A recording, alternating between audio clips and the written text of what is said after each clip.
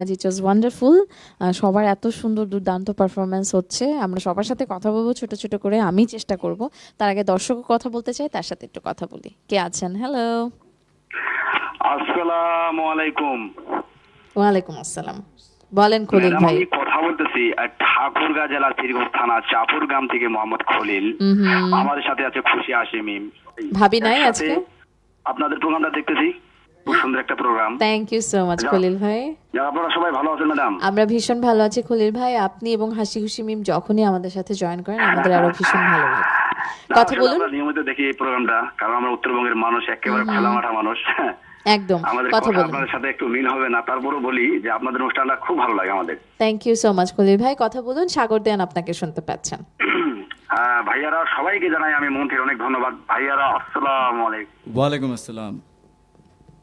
শুরু থেকে আপনাদের গানগুলো আমরা শুনতেছি, যদি আমাদের